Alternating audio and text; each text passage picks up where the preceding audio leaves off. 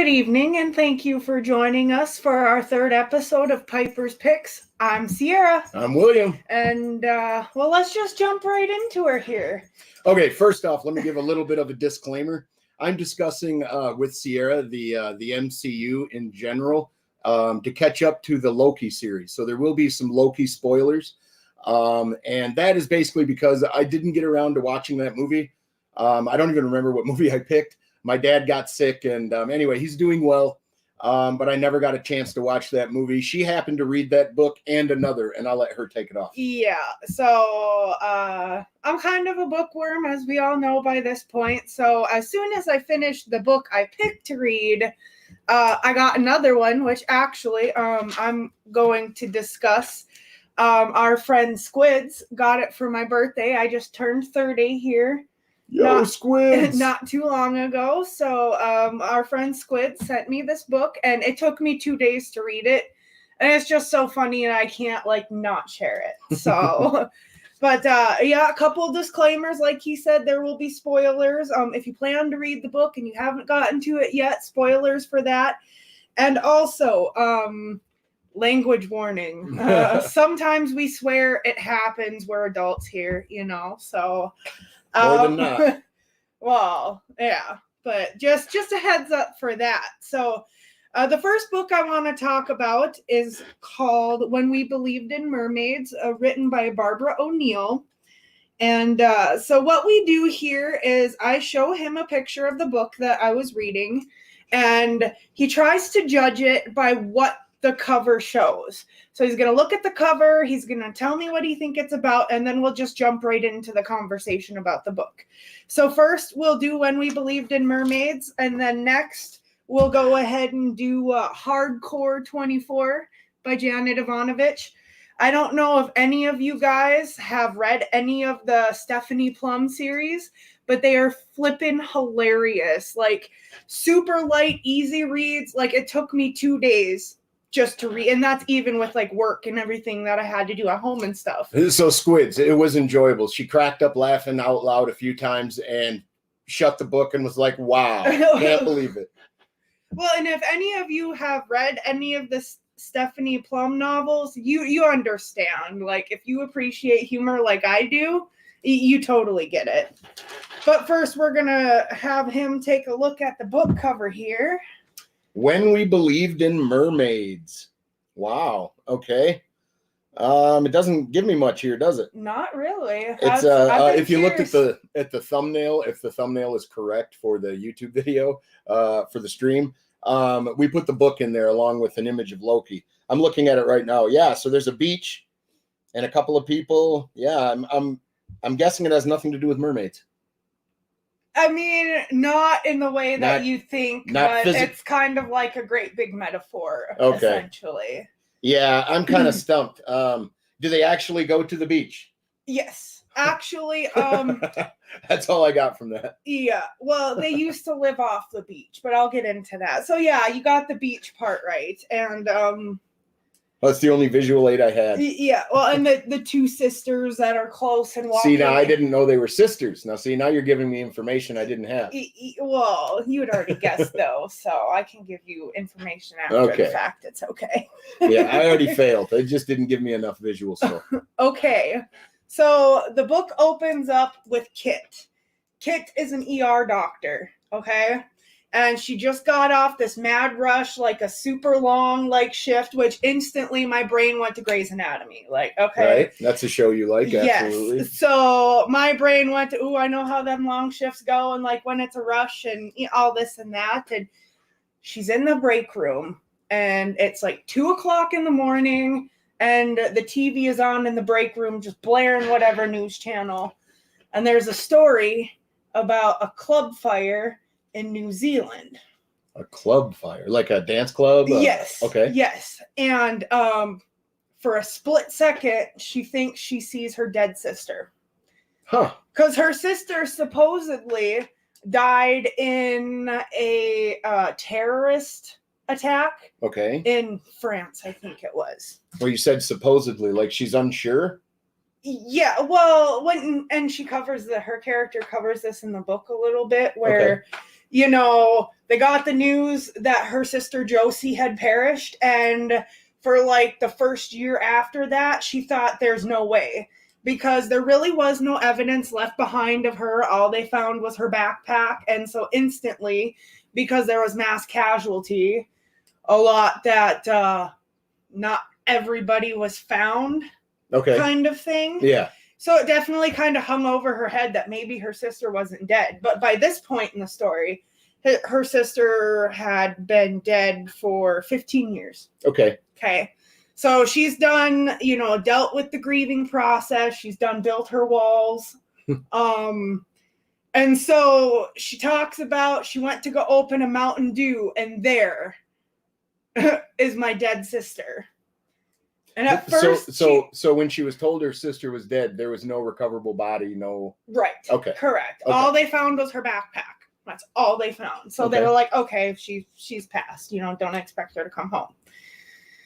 And so she finishes her crazy shift, and then after her shift, because she's so wound up about seeing her sister. Now, she had talked about before how there had been a couple instances where she had run up to people and like, oh my God, and it wasn't her sister. She said this time there was no denying that that was her sister. But she had a history of seeing people and thinking she saw her sister. And yes. Okay. Yes, which naturally happens in an instance like this where you don't necessarily have a body to bring home to prove there's that probably a lot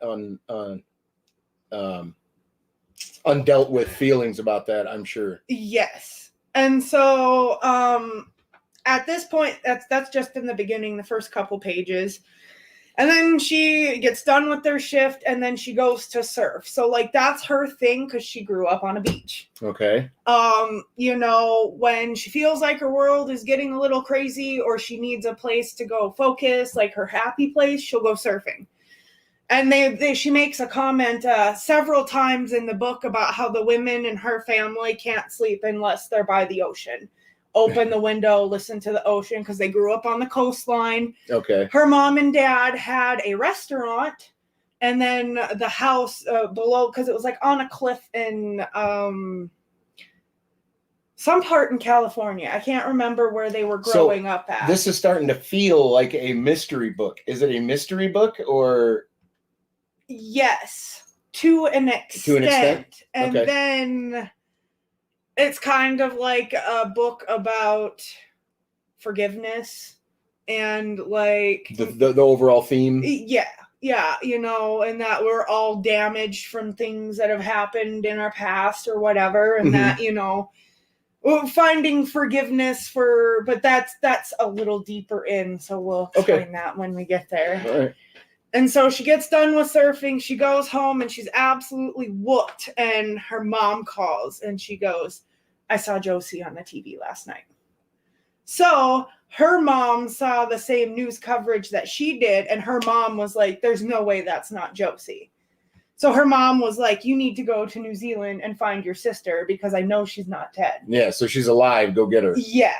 So she's like, great, whatever. And she has a cat named Hobo. I know that's completely irrelevant to what I'm talking about. That's a cute name for a cat, Hobo. At first, she didn't want to go because she's like, well, who's going to take care of Hobo? And so her mom was like, I'll take care of him. And, you know, this and that. And, like, her relationship with her mom isn't that great, because as a mother, when her and her sister were little, she was not a very good mother. Her mother and Kit's father, mother? Yes. Kit's mother and father were not the greatest. It's not like they beat their children or anything like that, but they were so busy running the restaurant, and they were a bit neglected. Yeah, they had high-profile guests, and it was all like you know, stars come hang out on the patio and have wine. So her mom flirts with the patrons while her dad cooks. And there's a lot of times where these girls are 6 and 7 years old and sleeping in their own on a tent at the beach, like no supervision whatsoever. Gotcha. And when they were growing up, they had a dog named Cinder. Cinder. Yeah. And so Cinder was obviously with them all the time. So I take it these animals were important to Kit? Yes. Okay. Yes. Well, and I'm just an animal person, so if there's anything sweet about animals in the book, I'm going to bring it up just because, like, I mean, I can watch a movie where an animal gets hurt and I'm so mad and upset, but then you turn around and see a human get socked in the face and you're like, you know, like, I'm super duper soft when it comes to animals, so that's why I mention them. But, so she runs off to New Zealand. Yes. She gets a cat sitter. She has her mom swear to take care of him because she was worried that, you know, her mom would just go over there and throw food down and go. And because, you know, Hobo was a rescue, so he was shy and scared. And for the first couple of days when she was because she would call her mom after she got to New Zealand, and she would call her mom and be like, how's Hobo doing? Are you treating him nice? Yeah. You know, and she'd be like, oh, well, he hasn't come out of his shell yet. But eventually, by the end of the story, Hobo and her mom are like besties. Gotcha. So Hobo's took care of. She runs off. Taken care of. She goes to New Zealand. I mean, obviously, I just need to state the obvious, but like her sister didn't return home if she didn't die. Right. There's got to be a reason for that. There is. Okay. So she gets to New Zealand and there's a little him and Han, and then she runs into this guy named Javier. And at this point in the book, she describes how she never gets too attached. Like, it's all good. It's all fun. Like, she doesn't want to fall in love. And these are some of the walls that she's built up because of her childhood. Yeah, sure. So she's very, like, put off by the whole thing. And he tried to be all smooth, and she was like, Well, his name's Javier. He's probably real smooth. So, and he's in a band. Hey, see. Yeah. See, now I know why Kit likes him. He's kind of, well, and it wasn't really that at first. It's just their verbal exchanges, because she didn't find out he was in a band until at least a third or a fourth way through the book. I understand, but it's the band. She wanted a bad boy. And so she rents this Airbnb, and it just so happens that in this building there's multiple floors, and Javier has a suite on the top floor. Okay. And she's on like the second or third or whatever. So he lives right above her. And so she gets in New Zealand and she's all like, you know, this is silly. Why am I even here? Why did I promise this to my mom? Like, I want to believe Kit is dead or is alive. And in my heart, I don't believe that she's dead, but I feel like this is a wild goose chase. Yeah, she's wasting her time or spinning her wheels. Yeah, because at this point, it's like, well, if she's alive, why didn't she come home? Why am I wasting my time going to find somebody that very obviously didn't want to come back home to us? That was my thought, yeah. And so at this point, the book starts splitting, so every other chapter is either Kit's point of view. Okay. Or Josie. Josie, her mother? No, her sister. Oh, her sister. Oh, so it flips to the sister that didn't. Yeah. Now, when it first flips to her, does it give the backstory on what happened or no?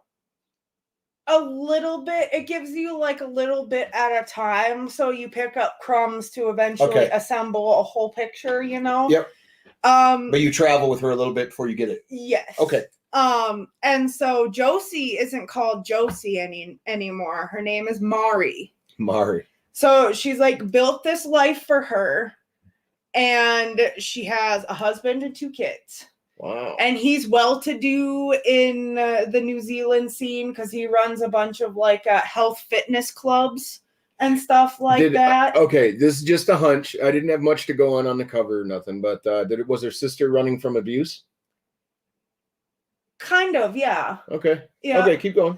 So, but again, that's not something like you hear a little bit, or the author would make a statement that made you think, oh, there's more to this, and it kind of let your mind wander a little bit before it brought you back in, which I like that with books too. Like, makes you think. It makes you think, and well, you know me, I'm like, oh, well, plot twist, this is gonna happen. I do that all the time. Yeah, I like to read into things too. Yeah.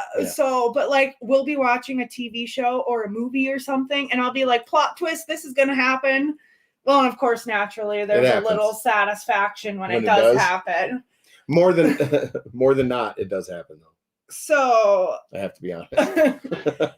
So also there's except Grey's Anatomy. That writing is so bad, nobody can figure out what they're gonna do. The first 6 to 9 seasons were okay, but after they started booting everybody, it just got to be a little much. Like, yeah, sorry I brought that up. No, that's okay. But you know, you drag it out, and like they signed up for an 18th season, and they should have honestly just ended it this season. But yeah, I digress. But anyway, there's also another character that I want to explain to you a little bit that kind of comes into play here, and his name is Dylan. Okay. Another love interest? Or no? This guy was from their childhood. So he was, I want to say he was about in between. Because if Dylan isn't in a band, I'm starting to see a trend here. No, he's not in a band. So he washes up on the beach in front of their property, because you know their restaurant and their house. Hold on. He washes up? Yeah. How does that take place? Well, I don't know how he ended up in the water in the first time. Okay. Could have been because he was surfing, because he was the one who taught the girls to surf. All right. Okay. Yep. So he ended up washing up on the beach in front of their house, and he was just kind of automatically welcomed into, because the girls weren't taken care of very well. Like, the mom wasn't like, okay, time for your bath every night. Like, she didn't make them go to school. Yeah. And so Kit really, really, really wanted to go to school, but Josie didn't. Okay. But she was like, well, we'll try and get you there. You know how mom can be. But then after Dylan showed up and kind of wormed his way into their family, he took over almost like a big brother role, kind of. Maybe not so much a big brother role, but like their protector, you know, like he made sure they were in bed at a decent time every night, that they had baths before bed, that he started making the adult decisions for them. He was like kind of like a bit of guidance for them. He'd make sure that they got up and made it to school on time. And they talk about one specific scene where it was Christmas time and they came downstairs, Dylan and the 2 girls, and like everything was trashed. The tree was destroyed. Presents were broke. Well, her parents had gotten into a heated argument the night before and completely trashed the living room. Wow. So you're talking about an older Italian male that has a hot young wife, and she likes to flirt with the patrons, and he doesn't like that, even though he's got side chicks. Obviously they did not have the most stable of home life. Right. It was a little tumultuous at times. And at that point in time, they came downstairs and Kit just started bawling. So Dylan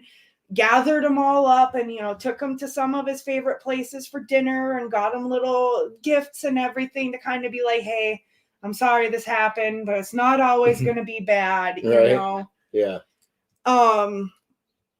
So Kit was close with him, and Josie was jealous of how close Kit was with Dylan. Okay. And then, so at some point in their childhood, you know, Kit strived for academic achievements and stuff. And Josie just kind of, you know, partying, drinking all the time, smoking weed, popping pills. How old was she when she disappeared?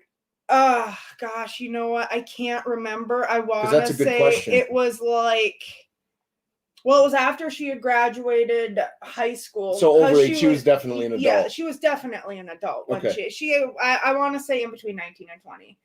You know, she had I think she tried to give college a try and it just wasn't happening. And she was living the beach bum life, like beach parties every night, smoking with strangers, drinking. So Kit was the one that was progressing Yes. And Josie kind of wasn't. So when they talk about, that defined point when Josie went from being an okay sister to being always absent, always out partying and drinking and, just like she seemed to be losing her way. Yeah. And, Kit just couldn't figure it out. She thought it was just one of those, siblings go their separate ways and, Yeah. So she didn't really understand until much later in life. And this book's got a lot going on. Oh, yeah. It really does, though. Yeah, and I'm just giving it kind of the short version. So if you guys... rundown? Yeah, I'm just giving you the rundown. If you really want, like, the deep, like... I mean, read it. It is a really good book. It took me a little bit more time to read, but at that point, we had a lot of stuff going on. Yeah, we did. It's just been a crazy couple months for us. So it was reading in between work and appointments and all this and all that. And so it took me a little bit to read, but it's not necessarily a book you want to just skim over either, because there is...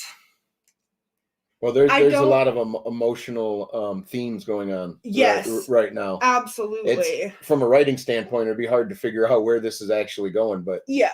Well, and at first you kind of almost feel that way, and I don't know if this is the right word to use, but I'm going to use it anyway because you'll know what I mean. Like, there's a certain nuance with the writer, the way she drops little hints that aren't like in your face, but it not like fades into the background either. But so you can pick up on them. Yeah, you can kind of form like an idea of what's happening and go from there. That's cool. So, at this point, I'm going to fast forward to her finding her in New Zealand. Her sister? Because it was actually kind of an accident. I mean, so she touched down in New Zealand. She checks into her B&B, and she passes out because she's jet lagged like crazy. And then she gets up, and she's like, I have no idea where to start. Yeah, needle in the haystack, you were saying. So she's kind of just meandering around, just kind of like getting used to her surroundings first. And she keeps bumping into Javier. the band guy. The suave, yeah. He's studly. So she sits down at a restaurant, and that's one thing I like is she talked about some of the dishes like her dad would make, and like how back when things were happy, she'd like help them prep in the kitchen, like they were all a part of the business, because like there were good moments mixed in with the bad. I mean, so she's kind of floundering around a little bit. What did her sister say when she finally came face to face with her? Like, what in the hell's wrong with you? Where the hell have you been? Yeah, kind of. I imagine. Not exactly, but it was kind of like, oh my God, like, is it really you? And then they just hug each other and they cry. Huh. But see, here's the thing, like, because of the life Josie had made for herself, with the drugs and she was just on an insane path that she wanted to get off, and she just wanted to escape that whole life. Yeah. So she fabricated her death in a terrorist plot, and she ended up on the ship, and it ended up washing up in New Zealand. So she got roots established. Most people go to rehab. They don't. Right. They don't fake their own death. But go ahead. Right. Well, and it's not that she sat and planned it out either. I understand. It was just like, she saw the pieces fall into place. Yeah. And took the opportunity. Yeah. She was like, if I don't take this opportunity, like. Which I understand, there are other ways around it, but sometimes people don't deal with things like the same way. And many people would give a lot for a fresh start or a start over. Right, and that was her thing. And she was like, I've worked so hard and I've come so far from where I was. Like, this is my life now. Like, I'm as truthful as I can be, but I do fabricate some things so people don't ask questions. And she just completely built herself a new life. And I mean, there were times where it ripped her apart that she couldn't, let her mom know that she was a grandma, or let her sister know that she was going to be an auntie twice. Like, and they talk about in the book, Mari, so Josie, her daughter is just like Kit, like to the frizzy curly hair Well, and the so- weird freaky science, like she's super nerdy, loves to read. Like, What did she actually run from? I understand she wanted to get away from the drugs and the people and stuff, but like, wouldn't you reach out to your family? Like, if does she owe them money? I don't know, but I don't understand why she's this, hiding, I guess, is what I'm saying. At this point in time, her father was dead because there was a giant earthquake, and I'm not sure if it was written on facts about an actual earthquake, but because they lived on a cliff and a beach, when that earthquake hit, their house and their restaurant slid down the cliff and into the ocean, and her dad was in the kitchen of the restaurant. Wow. So her dad was dead. Her mom was a raging alcoholic. Her I don't want to say that's a lot of loss in one day. The property, the dad. Yeah. Well, and not only that, Kit was there when that happened. She was in the house and she felt the tremble and she ran out to the road. No, Javier didn't start the earthquake, did he? No, this was long before. So he might be that good looking. You don't know. And actually, I want to correct something. I don't want to say that Dylan was like a brother-like influence on them. Because Josie and Dylan actually end up hooking up. Oh. And she gets pregnant. By Dylan. And she told Dylan, and Dylan killed himself. Whoa, okay, hold up. Back up. She told Dylan that she was pregnant with his kid. And he felt really bad and like it was not right. But Dylan had come from a super abusive family himself. So it's very weird. This story's taking a left turn, man. Right. Well, so hey, you're the baby daddy. He's like, okay, and goes and kills himself. Well, okay. For whatever mental reasons he had. Right. Okay. Because I think they mentioned in the book that's weird. The reason that Dylan washed up on their beach in the first place is because he tried to drown himself. Oh. And he washed up, and they talked about all the scars he had on his body. Like people would put cigars out on him. Okay. And he's got scars all over his body from being cut and beat. Or hurting himself or whatever. Yeah. So he is a very mentally unstable person. Wow. And he felt that it was very wrong that he went that far with Josie, because they were all like one big family. So even though they weren't really related, he took care of them, and he felt like it was severely inappropriate. And so that, on top of like, the mental load that he's already dealing with, he's like, I can't take it. Wow. So Dylan ends up committing suicide. So that day that the earthquake happens, Josie is actually with her mom in town getting an abortion. Wow. Because she doesn't want to raise the kid, like the whole situation as to how it all came to be, and then Dylan killing himself, and she knows where she's at. So Dylan got Josie pregnant? Yes. Okay. Dylan got Josie pregnant. Okay. And Kit did not know about this. Wow. So that was revealed to her all like in the last quarter of the book. So she didn't know that for 3/4 of the book. And then all pretty these big pieces, revelation. Yeah. All these pieces start coming at her, and she's like, oh my God, Starts piecing it together. And so she, she makes it to New Zealand. She's lost. She's trying to figure everything out. And there's a couple like narrow misses. So the author wrote it in such a way where Kit talks about, oh, we're sitting at this restaurant doing this and this and this. And then the next chapter will be Mari, and she'll be like, and we drove past this restaurant, and there was like 2 or 3 narrow misses where if one circumstance would have changed, they might have saw each other. They would have bumped into each other. Wow. Eventually, she comes across her by accident. So she started asking around, and she asked at this fancy restaurant. She held up a picture, and she's like, hey, do you see this girl here? Yeah, have you seen her? And the hostess was like, oh, yeah, she's a regular, although we haven't seen her lately, da-da-da-da-da-da. She's like, well, do you know her name and how I can contact her? And she's like, oh, no, sorry. Even if I did, we can't give that information. Yep. So she's starting to build a trail. Like, she's going to all these places, and she found a surf shop that her sister bought stuff at or used. that she kind of freak accident found that. And so she decides to, she sees an article in the newspaper, I think, about this place called Sapphire House, and it's supposedly some. I'll be right. I gotta grab some water. Keep going. So the Sapphire House is like this big historical house in New Zealand that like a 1930s movie star. It was a mansion, just gorgeous and beautiful, and this actress was murdered in her house, and so this house is super, super popular and famous. And the lady that owned it, so the actress's sister, she got it after her sister passed, and then she passed. So Mari's husband, Simon, because they're well-to-do, bought her this house. And somehow she ended up finding out about that, and she is going to Sapphire House to see if she can find her sister. And they end up like, the way the scene reads, they end up like bumping into each other on the boardwalk. And so Kit runs up to her, throws her arms around her, and starts to really cry.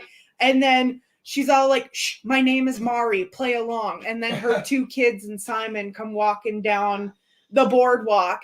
And so she first introduces her sister as a really good friend back from when she grew up, which is a story that was completely fabricated, by the way, for her husband. That is incredible. Right. I didn't see the book going in that direction at all. Right. I know you certainly didn't get that by looking at the cover, right? No, not at all, man. Two people walking on a beach. That's what was on the cover. That didn't tell you shit. Right. I had a, it's never about mermaids, damn it. Whenever, not often, anyway.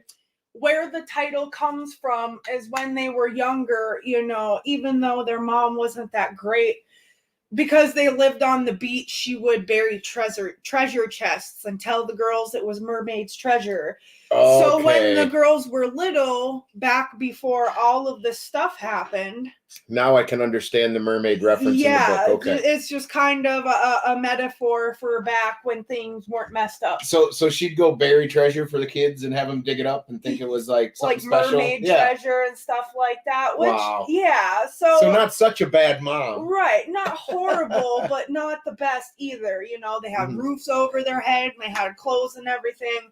But they were kind of left to their own devices very, very young. Yeah, well, when you first said that the parents got in a fight and all the Christmas stuff was tore up, I was thinking the worst, but it doesn't seem like the worst. Like was they their never really beat their children; they disciplined them. But the mother and the father's relationship was a little tumultuous. He was older and he was incredibly jealous. And his wife was younger. She was hot, and he would screw around. Flirt. Yeah, and they both screw around on each other, is what you were saying right. earlier. Yeah. Well, I can't remember if she mentioned that her mom ever cheated on her dad. She would flirt with the patrons, which isn't. That's waitressing. Right. Sort of. Yeah, customer relations, if you will. Especially if you've got some big wigs in there, you laugh at them, smile a little bit, get them to be comfortable. Sure. It's part of the experience. It's not a stuffy, 5-star restaurant kind of thing, even though they serve 5-star food. Yeah. So, Simon goes ahead and was like, oh, that's so weird that you ran into a friend that you were so close with for so long and this and that. And why don't you have her over for dinner? So at this point, she's like, oh my God. And Kit's like, well, can I bring Javier? Because by this point, Javier has kind of been her come along travel companion. So they're exploring. The hot band member that just happens to be hanging out in the background, whooshing his hair, right? But looking pretty. For the longest time, Kit had her wall up against Javier and didn't want any relationship, but she really started to fall for him. Sure, he's in a band. She started to fall for him. Does he have long hair? No. Oh, well. Yeah, it's not the Not the hairband? not the way you're making it sound. Read the book, y'all. I'm thinking of she's dating a Motley Crue member. Okay, maybe that's just in my head. Okay, so think like a suave Hispanic artist that will serenade you love songs in Spanish. That's what his band is. Ah, okay. So he'll just get up there with his guitar and pick and play and sing and so he's a gigolo. No.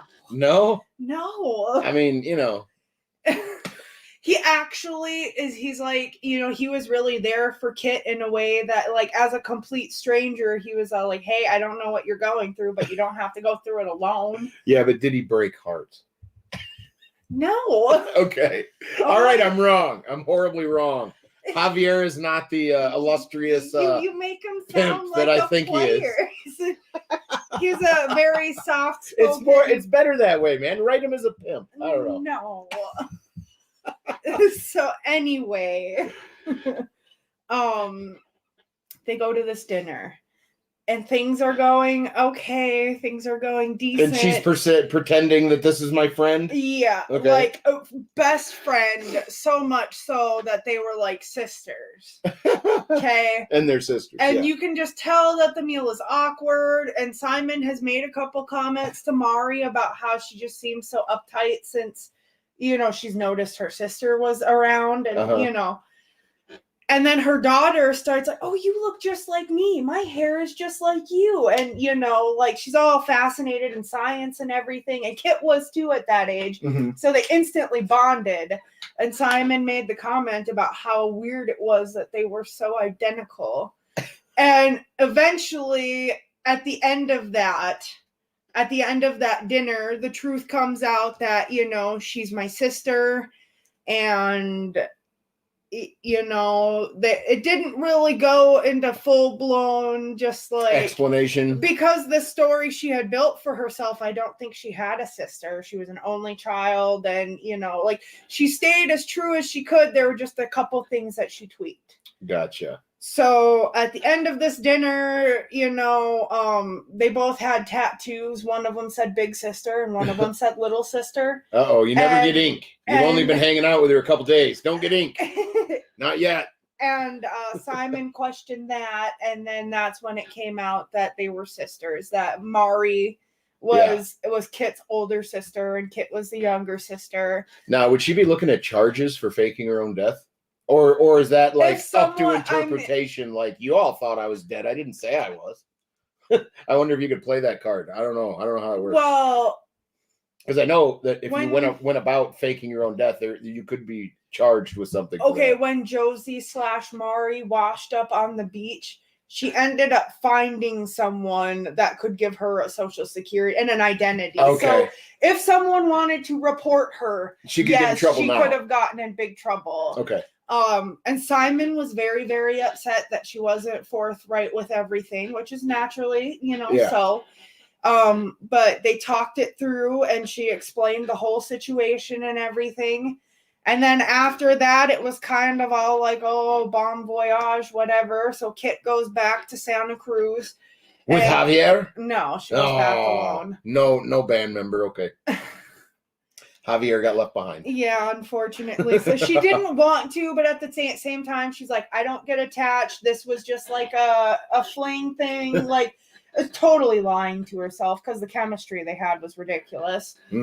But hot and steamy, was it?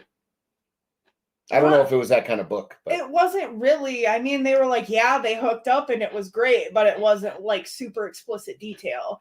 It was more so like the emotional feeling afterwards. Like, I'm falling for you. I shouldn't be falling for you. I don't do this. I don't do relationships. And so then where are we at in the book right about now with her going back home? End, like the last 20 pages. Okay, did she tell her mom, hey, our sister is alive? Well, eventually she called her mom because after the dinner that she had with Simon, Simon was super duper mad, and she's like, you know what? I'm just going to go take a couple days. You need to stop and think about everything I've told you. And she goes, I understand that you don't like liars. That's a big thing for you, but you have to understand why I lied about it and where I was coming from and all these things that happened to me. Try to explain her side. And she's like, everything I've told you has been truthful except for the things that I've had to hide from you for the sake of protecting everything.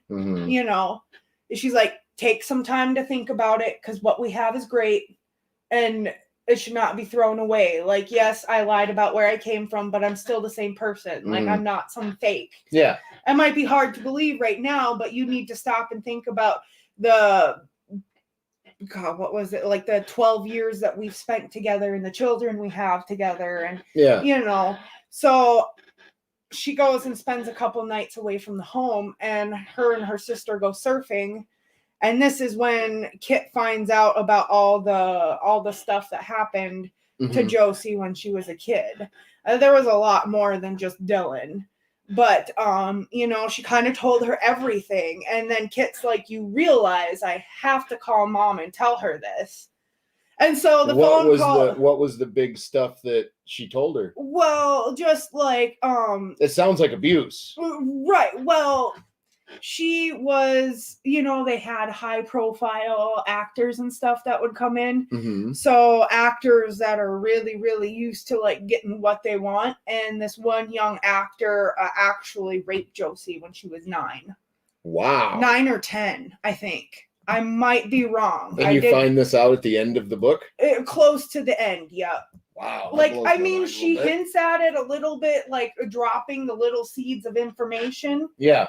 But you find out the full picture of everything when they go surfing. So then she explains that, and then she tells her about Dylan, and Kit is super mad. She's like, you could have told me. I would have protected you. I would have helped you. But like, everybody deals with things differently in their own way. So Josie went the self-destructive route. And Kit didn't understand why until all these years later. Wow. So Josie tells her about the star that abused her and like threatened her and was like, if you tell anybody, I'll come back and slit your dog's throat in front of your whole family. Like, so she was scared. She didn't tell anybody but Dylan. So Josie and Dylan had a relationship that was very different from the relationship that Kit and Dylan had. Right. Dylan was like a big brother to Kit, but he was like a confidant, like, Dylan's like... So Dylan had a relationship with both sisters, basically. Yeah, but he didn't do anything with Kit. He just only hooked up with Josie. Okay, so Dylan was like the big brother to Kit, because that's how she felt about him. She never knew that there was anything extra going on between Josie. So where does and this Dylan. leave off then? Like, what kind of resolution is there for any of these characters? Is there any at all? Well, I think the resolution is closure, and like knowing the story. You go from this wild roller coaster of like, okay, my sister's dead and I've grieved her already, to okay, and my sister is very clearly not dead, but she's been avoiding me for the last 15 years and couldn't even tell me she was alive. So you're salty about that. And then you find out why Josie's life went off the rails like that. And she like totally gets it. And then she just had this crushing grief that her sister wouldn't confide in her and let her help her. Wow, that's a crazy book. And man. So after they go surfing, they kind of go their separate ways. Kit goes back home to Santa Cruz, back to the hospital, back to her mom, and back to Hobo. Okay. And so the ending of the book is kind of weird, if you ask me, because she left Javier back in New Zealand, and he kind of dropped hints. He's like, hey, I'd kind of follow you anywhere. Like, I'm really kind of head over heels for you. Yeah, like, I have a band, they do happen to play around the world. And she was like not having it. She didn't want to get attached because her entire life, all she saw from attachments was heartbreak. Like her parents' tumultuous relationship, her attachment she had with her sister, that bond, because they were like this. Okay. And then Josie was raped, and then it was like this. Yeah. So. Well, like you said, she's self-destructive. Yeah. Yeah. So she goes back to Santa Cruz and is just like willing to be like, okay, I've dealt with it. I've got the answers, you know, blah, blah, blah, blah. And then her mom calls her over to her house or something, and she rushes over there, and there is Mari and Simon and the kids and Javier. And they're all like, this is a love intervention. Like, you know, you and Javier are meant to be. Like, you can't just They did an intervention. You did. need babies with this man. You have babies now with him. Well, Javier. it wasn't like that, but it was like she had cut herself off all these years. That's what it seems like. They had a love intervention. I'm gonna have to remember that. The way I didn't know you could do that. the way I'm describing the book and versus how you I know. yeah, I know. it wasn't like that in any way, shape, or form. But they were like, don't torture yourself. Like, you Well, know. you have a drama movie in your head, and I've got a mad TV skit in my head. Yeah, pretty basically. Come on in and have children with this man. Javier's a good man. Two different people. Two different kinds of people. That's hilarious. But like, you know, they very much so go in depth with the whole conversations about emotion and grieving and processing, and it's a long process. but you see Everybody what does I it differently. mean when I say the book theme is almost all about forgiveness. So to learn these things and come full circle and still be able to look at your partner and be like, it's okay, I love you, or still be able to look at your sister and be like, well, I'm mad that you did that, but you're always going to be my sister. Yeah, it's a wild story. It was. It's a wild story. I wouldn't have been able to piece. Like, I could have got a quarter into the book and still not knowing what in the hell was going to happen. Right. And I definitely was not expecting that coming from this book. But, I mean, I totally understand where they come from with the names. Because now, you are going to lightly discuss this book, correct? Because this, yes. I'm not trying to jump the gun here or nothing, but there's like, 25 books in this series? Actually, there's 26 now. Okay. Well, go ahead and tell them. Because this is crazy. Yeah, and this one is there's not really a whole lot to go like super in depth with. No. And I know that it's more about the protagonist and every book is another journey this character's been on. Yeah. I understand that. Okay. I just wanted you to explain it to them. So, you know, and what kind of a book is it? Okay, so this is definitely a comedy book. And, thank you, Squid. And absolutely thank you. Like, I love her books, and like I took in this book like water. Like, I couldn't stop. I was reading on my lunch breaks and reading before bed, and I mean, I'd be sitting on the couch just giggling and laughing, and William will look at me and I'll be like, these people, they're just freaking hilarious. Like, and if any of you have read the Stephanie Plum series, you'll know what I mean. But okay, so Stephanie, what book number is this? This is 24. Okay, so you're at book 24 then. Yeah, or 25 now. I'm actually getting ready to buy the 25th one, and then maybe late in a later show we can discuss the whole series as a whole, just like, because they're not standalone books. But if you picked number 10 off of the shelf and have never read one, you could understand. You would be able to understand, because like a TV show episode, like in the first chapter, the first 3 paragraphs are like, hi, my name is Stephanie Plum and I work for a bail bonds office. So it would be like, you know, like almost every sitcom, any episode you pluck out could be the pilot. Yeah. In a sense. In a sense. Yeah. So we have Stephanie Plum, who is is she mid-30s now? I haven't really been keeping track. I mean, and it's not like these books is 1 year in her life. Like one book could be. This is one case. Yeah, this is a snapshot in one insane character's life.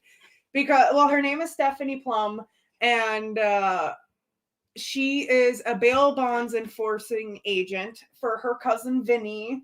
My cousin Vinny. That is a good movie, by the way. Everybody go watch that. Go ahead. Who owns a bail bonds office in New Jersey. So, these books are her stories about like picking up skips and failure to appears, and so like she's got a kind of sort of boyfriend named Morelli, who's a homicide detective for the Trenton Police Department. Morelli. And then you have Ranger. What are you doing, Morelli? You have Ranger, who is this high tech. He owns his own security firm. Who, in the first book, you do learn certain things about characters in certain books, but they do a real good job of catching you up for the book that you're on. Okay. So if there's something you need to know, they do tell you. Yeah. Okay. I mean, and it's not like an in-depth, like, and she was with this person and this person and Yes, yeah. But Ranger in the first book was a guest star bounty hunter who Vinny would call him in on the really, really hard skits. Okay. And so Stephanie gets involved with Ranger and they have this on again, off again thing. And she has an on again, off again thing with Morelli. So okay. she's kind of like juggling these two men, right? But none of them want to commit to like marriage and a family. And she's not sure that's what she wants. And so she has a sidekick named Lula, who I think she was introduced in the first book. Lula. She was a former hoe. I'm already liking the cast of characters. Yeah. Morelli, and there used to be a hoe. Yeah, Lula. Lula went down the block. And it's just hilarious the way. Let me see if I can find in here how she describes what Lula looks like. Yeah, I need to hear this, especially if she's an ex-hoe. I got to hear this, man. I got to hear this. Okay, hold on. Please stick with me. I'm working on it. Okay. But that is hilarious, man. I like street stuff like that. Go ahead. I was with my sidekick Lula. If Lula was a pastry, she'd be a big chocolate cupcake with a lot of frosting. I'd be more of a croissant with a ponytail. Oh, hold on a second. I'm very sorry. I'm monitoring chat on my phone, y'all, and I did not see you guys. So Jeff Gignac says Mr. and Mrs. SPG. Damn right, guys. Mr. Urban World said, "What's up, everybody?" Hey, guys. And Mr. Urban World said, "The book you're discussing has over 35,000 reviews on Amazon. Nice." And then he also asked you, Sierra, do you buy your books or go to the library? Honestly, as I'm actually kind of ashamed to admit this because I support the library. Okay, hold on. This goes into the next question too. You're gonna answer this too. So hold on. And then he says, "Not sure if you're going to read the comments during the stream, but curious on what you think about books versus ebooks and readers." Oh, okay. So no, I haven't gone to the library in a minute. But I do both e-reader and physical copy. At first, I was straight up physical copy, but I moved out on my own, and it's the whole storage thing, like having room for all these books, and it's convenient to be able to put a small electronic device in your purse and be able to read. But she would be overjoyed to have a library that had like oak everything and like rows of books. Oh, I could tell you, there would be so many shelves, and then I would have the big stuffy armchair and my robe and slippers, and each night would be a different book. Like I love books, all forms. Used to be hardcore, just the physical copies, but I've grown to like e-reader a little more. I prefer the e-reader just because I can zoom in because I'm an old man and I can see it better. And also, the Walking Dead comics look fantastic on an e-reader. Oh, my Lanta. That's comic books, not what my wife reads, which are novels. Okay, so Lula is a couple inches shorter than me and has about twice as much flesh. Much of the flesh is boob. This week, her hair was straightened to the texture of boar bristle, was colored a metallic royal blue, and had been pulled up into a ponytail that stuck out of the top of her head. Between her hair and the heels, she was about 7 feet tall. She was wearing a shiny silver tank top and with a matching cardigan sweater and a short black skirt. 7 feet tall. The skirt barely covered her hoo-ha and was stretched out to the maximum capacity over her ass. And she wore her spike-heeled Via Spigas matched her hair. Okay.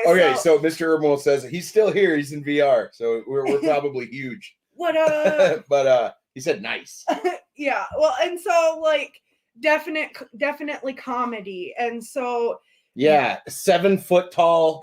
Oh, come on now. Yeah, well, and she's mouthy and like sounds intimidating. She's got a thing for designer purses and weapons in her purse.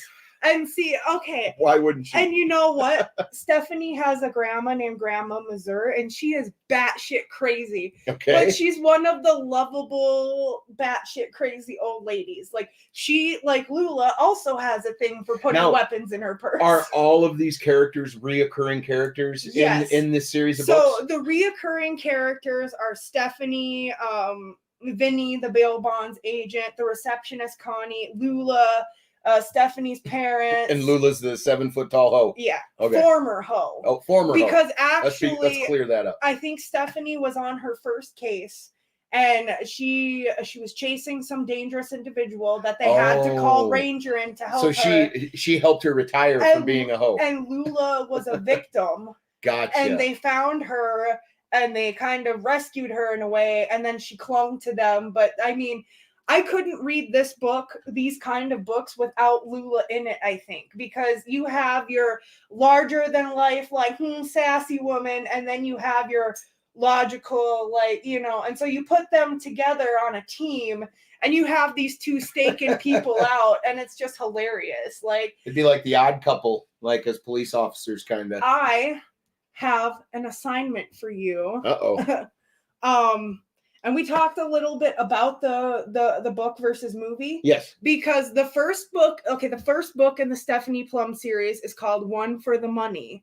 And some years ago, Katherine Heigl did a movie. They made a movie? They made a movie called One for the Money. But One for the Money. I was not too impressed with the movie because I am definitely one of those individuals that if there are super duper like vast differences, that kind of puts me off. Like I understand books and movies can't be the same, but at the same time, especially if the movie came after the book, like there are some things that you should not deviate from. Yeah, don't betray. I have a pet peeve when I'm watching a movie or I'm enjoying a series. Don't betray the characters' motivations and stuff. Just don't do that, because it takes me right out of it. I'm like, what? That dude wouldn't have done that. And it's almost like don't betray the original context either. Right, like, true.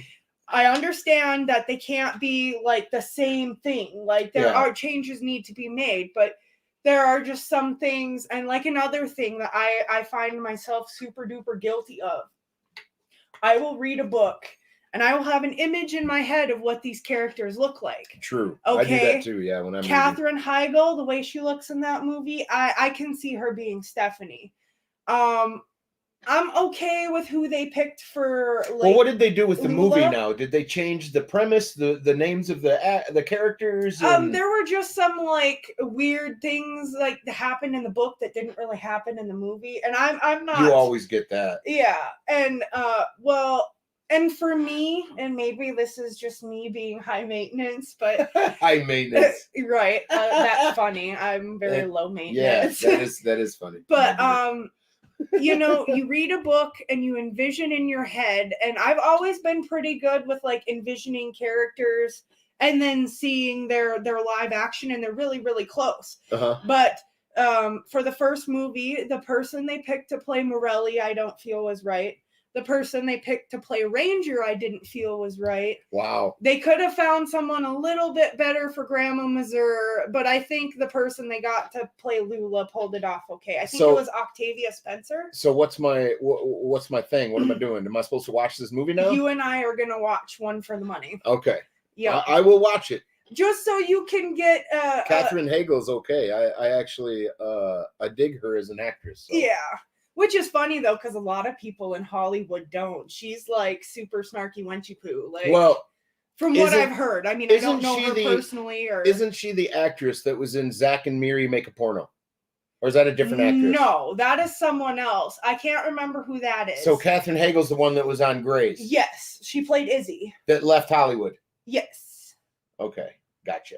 So, well, I don't know if she left Hollywood more so than people don't want to work with her. Didn't hire her? She's such a difficult actress to work with. Gotcha. So, like, we say high maintenance and we laugh because I'm low maintenance, but she's like ultra high maintenance. Oh, I'm sure. And like, okay, so well, don't and take if you're anybody, like, ask for all red M&Ms or all blue. Or, go with some crazy My dressing room stuff. has to be all pink. Yeah, like, I want 3 toilets with 4 bidets. How do you put a bidet on a toilet that's not here? I figured it out. I need 4. You need 4 of them, buddy. And that's all hearsay because I don't know her personally. Maybe there are just like news articles and the internet that want to smear her, but Yeah, it is kind of. She was a really great actress. I loved her in the movie. What was the name of it? I had Gerard Butler in it. The Ugly Truth. Okay, I don't think I've ever seen that. Oh, that's hilarious. You'll have to watch that one too. Right on. Well, I've been getting her to watch movies she hasn't watched yet.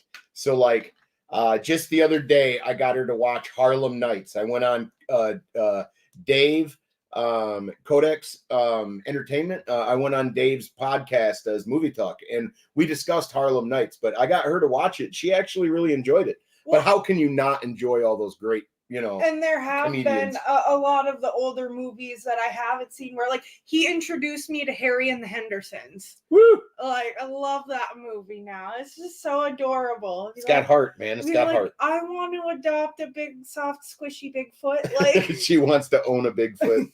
I'm a sucker for animals. Like, oh, have you seen Maximum Overdrive? No. Oh, I'm gonna make her watch that, bro. It's happening. It's happening. It's a cheesy like Stephen King wrote it, didn't he? Yes. Well, it was a short story based on a short story of his. It, yes, right? I think he did. I've heard stories about how he was like, yes, he was tired of all these people butchering his movies, and he said, "I'm gonna do this one myself." And then he's like, "That shit's hard." Yeah. But Maximum Overdrive. Do you remember the movie? And if you haven't seen this, Mr. Urban World, you need to watch it. It's a movie called Night of the Comet. Do you remember I had you watch that? Yeah. With the comet that goes. When we first started dating. Yes. Yeah. And we watched it over at your auntie's. Yeah. Yeah, man. Where Night of the Comet, a comet goes overhead and it creates like it turns some people to dust and it makes monsters out of other people. Anyway, she really liked the movie. I think she'll really like this one, but it's sort of like that, as in a celestial event is happening, and when this event happens, our machinery comes to life. Oh God! Like becomes sentient almost. Yeah, well, it's really cool. He had a weird thing about making cars, like, because there was Christine, and then from a Buick 8. Yes, I read about half of that book. Like he's Stephen King, and that's the one thing about being a reader is I definitely have to be into the book I'm reading. Like if I have to force myself to read it, I struggle and it takes twice as long. Yeah. And Stephen King is one of those authors. I just never really was privy to his. I can read Stephen King, but I have to be interested in the book. I tried to read The Stand, which I guess is a great book if you can get into it. But like, I'm like on like page 300 and I'm getting details that doesn't matter. Right. The like rat with the fleas on the tail. Yeah. He bombards you with information you don't really need. But it's pretty good. Mr. Urban World said that, if I can get my phone to cooperate here, pop around. Your wife mentioned Brink today, one of my favorite Disney movies. I loved that movie as a kid. Like there was so much gold Disney original movies.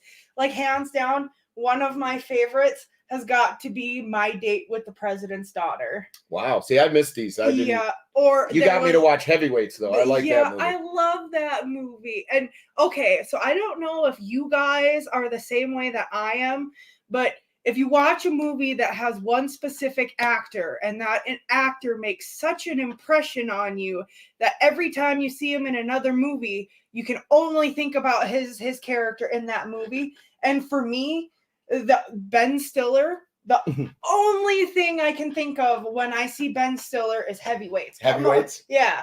Come on over here with your great old Uncle Tony. Yeah. Uncle Tony. I laughed at that character, man. I thought that was pretty funny. That was pretty funny.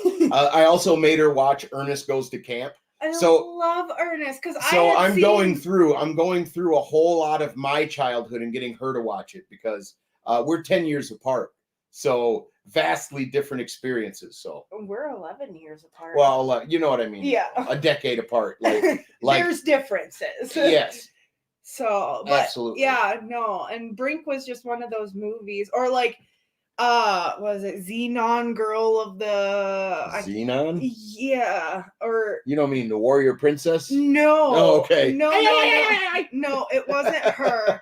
I can't Xena, remember if it warrior was princess. Girl of the 21st Century or not, but these it's like a ultra futuristic society that lives in space, and somehow she ends up making a trip down to Earth. And so she's been living That's weird. she's been living on the space station her entire life, and so getting down to Earth is just like super duper weird for her. Wow. And I also made her watch Enemy Mine with Louis Gossett Jr. and Dennis Quaid. Dennis Quaid, Yeah. where Dennis Quaid looked like a baby. He was so young. So I'm gonna make you watch One for the Money. Okay, and it's based on this book, or not this one, but most the of the series. characters in this book, will be in that movie. Because I mean, really, Who's the 7-foot tall hoe in the movie?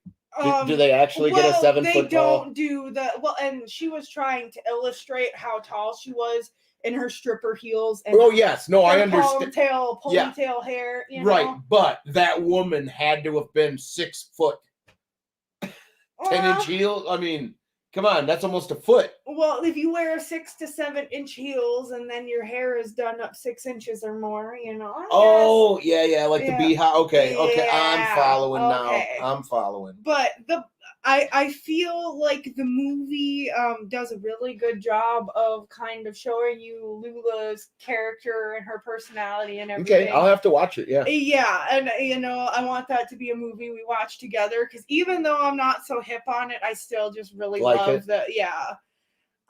Right on. So she has a couple bales that she needs to. Xenon, Xenon Girl of the 21st Century. Yes. He says Xenon was pretty good. He says Enemy Mine, nice. And then I have a recommendation for both of you. The movie is called Stay Tuned. I have seen it with John Ritter. He gets trapped in the television. Hell yeah, man. Oh, Stay Tuned is pretty cool. Yeah. You'll have to watch it. It's good. I really love all those classics, man. And they're classics to me. My dad really enjoys like horror movies from sci-fi. Yeah. I can't do that. Sharknado. Yeah, well, Sharknado, I can laugh and Frankenfish. I can laugh at that stuff, but my dad really gets into some of those B movies. So are you done explaining this book then? Or just a couple more seconds if that's okay. okay. Yeah. We're over the hour, so. Oh, really? Yeah. Okay, well, just real quick, I'm going to tie it up. Yep, and then we're going to talk about the MCU and Loki. Hopefully everybody's seen the one episode that's available for Loki. Go ahead. Each book has different like events and stuff. Yeah, like, different crimes or the cases. more the books go on, like the cases somehow get bigger and more dangerous or more or more involved with the police. And this one, someone was manufacturing a drug that when ingested would kind of sort of turn you into a zombie.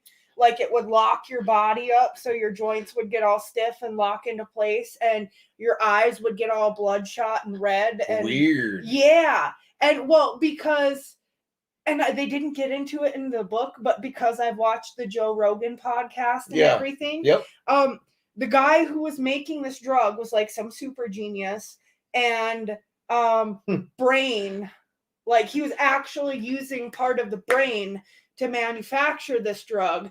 I have to wonder if it wasn't something to do with DMT. Oh, okay. Because our brains naturally manufacture that, do they not? Yeah. Yeah. So that's why. And then he said fresh brain, because headless corpses. Certain dreaming experiences, your brain can secrete DMT, and also they believe that it'll also do it when you're near death. Yeah. It's like a lubrication to help you slip through the veil. Yeah. Kind of. But supposedly, I have no idea. They end up catching the guy that's responsible for it in the end, and he said because a bunch of headless corpses started showing up, and at first it was people who were already deceased. It's just these people were breaking into and taking their heads, taking heads. Needed a piece of the brain. Yeah, so they could take the brain, because the guy would just give this drug out. He'd be like, "Hey, I'll give you some. You just need to bring me a human brain." And at first it was... You want another hit? You're going to have to bring me a brain. Yeah, pretty well. And he made it super addictive. So after one hit, you're stuck on it. So now people start actually getting, like, live people are getting murdered and their brains are being removed and everything. And so, Well, speaking of a drug that turns you into a zombie, that's kind of funny because all you have to do is go down like Santa Monica Boulevard and you'll actually see it in real life. But go ahead. but They'll be sleeping, standing up, waiting for the light to change. I've seen some shit, man. oh, Sorry, that's my brain went somewhere else. no, that's okay. Go ahead. But they kind of, wind that down, and it's hilarious because Lula is like afraid of zombies, and so she's terrified that these zombies are following her. And Stephanie's like, "You're just crazy. You're being dramatic." And then it turns out like they really are. One of her skips got involved with this crew, so now he's a part of it. That ex-hoe Lulu, she probably figures it out. And there was one more thing I will tell you about the Stephanie Plum character that I find freaking hilarious. Shoot. In each book, she destroys at least 2 vehicles. She crashes them or burns them or a both. skip steals it, or Wow. It's just hilarious. So now the running joke with her character is every book she opens up, she's driving a new car. But the joke is she can always go back and borrow her old her grandma Mazur's old 1956 vehicle. So she drives that a lot? Yeah. And nothing ever happens to that car. It's like nobody wants to touch it. But as soon as she's driving another vehicle, like, okay. In this book, she has to take care of a Skip's pet snake. So she takes him to jail. And while he's in jail, she agrees to take care of his pet snake. Okay. And she's like buying rotisserie chickens for it to just because this guy lives in a trailer. Rotisserie chicken for a snake. She didn't know how to take care of one, and Digger told her. Get him a chicken. Is that what he said? Get him a chicken? No, Oh. Digger told her that she'll eat anything because the snake's name is Ethel. Okay.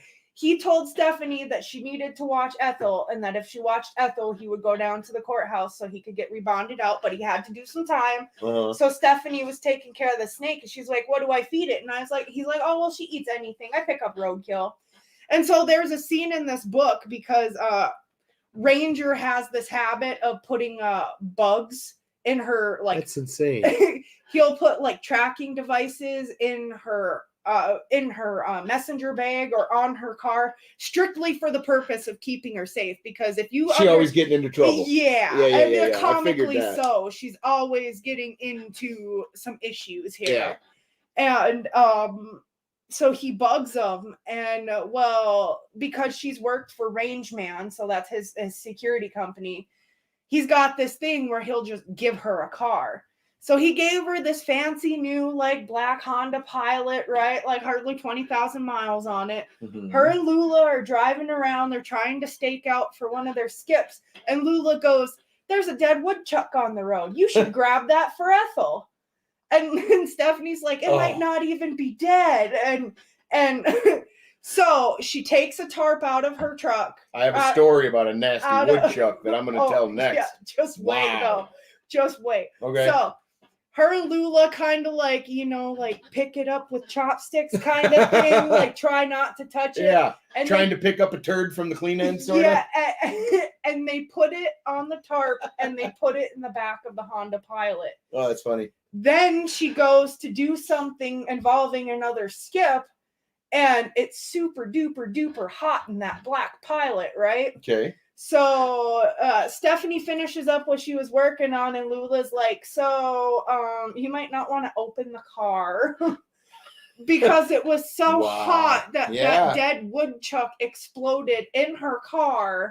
You mean swelled up and popped? Yeah, all over the inside of her car. Yuck. And so she had to call Ranger and be like, and he's like, "Let me guess, you totaled this one?" She's like, "Well, no." Technically, by smell, it's destroyed. She goes, "Nobody's ever going to want to drive it again." Nope. And so his thing is babe.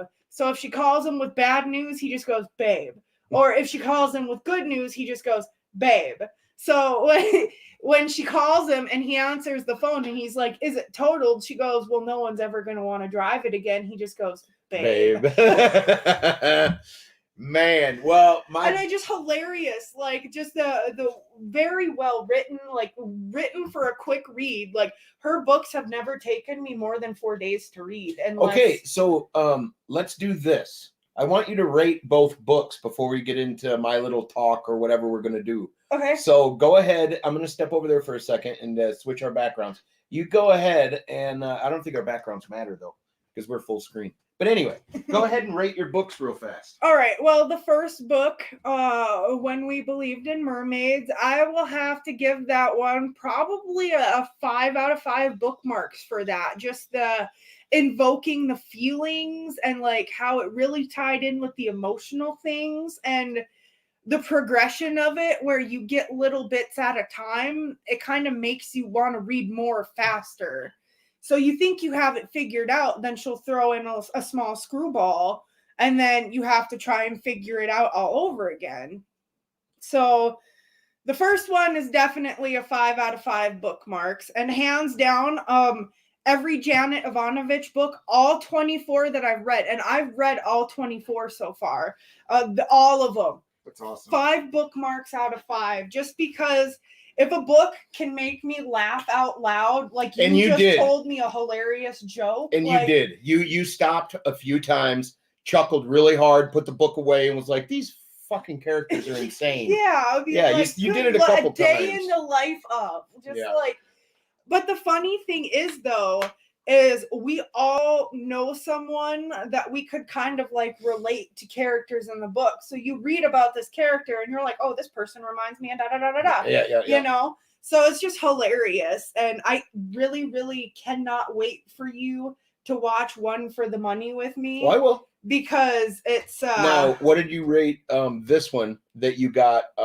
from Squids? 5 out of 5 bookmarks. 5 out of 5. Okay. Both books I did got 5 out of 5 bookmarks. So you really liked both, huh? Yeah. That first book, man, I don't know. I wouldn't have seen where that was going at all. Right. And that's part of the reason that it got 5 is because, I mean, it kept you guessing. It kept you guessing, and you're like, okay, so this is going to happen. There were a couple of times I did a plot twist, this is going to happen, and then it did. So, you know, to just kind of keep reading it and slowly filter in the little details, and you can start and form an image of how things are and why it is the way it is. And just, I don't know, all over. I really like when a book can evoke emotion and feeling, and like you feel really bad for these girls. You feel really bad for their mom and dad. You feel really bad for everybody. But then you feel overwhelming joy when they put their differences aside. And there is literally some authors that I go to read the book, and it's so effortless that my mind starts painting broad strokes and pictures and images, and it's fantastic. Other ones, I struggle, and I have to be like, what was that detail? Like, it just depends on the author, now, really. Even though I gave both of these books, or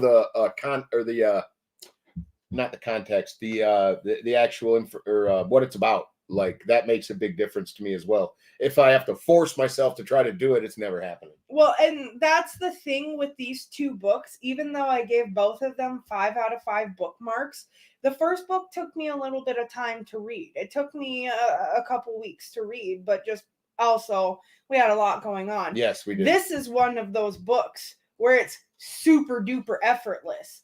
It's like drinking water. Like, gotcha. If I had one day to myself where I wasn't expected to do it would have anything, been done. It would have been. I would have had it read in one day. But yeah. I got it, and as soon as I got it, I opened it.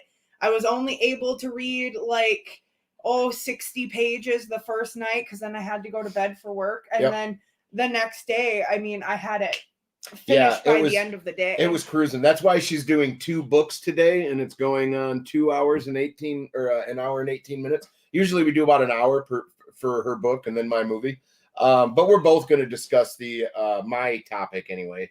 Are we ready to go to that? Yeah, I've given my rating. One thing I will say though, definitely check out When We Believed in Mermaids, but also if you want something light and hilarious that will make you laugh out loud, check out the Stephanie Plum novels. I mean, Janet Ivanovich has written other novels and stuff. Well, a 7-foot XO gets a thumbs up from me, and I ain't even read it. And you know what though? It's just this book topped off at like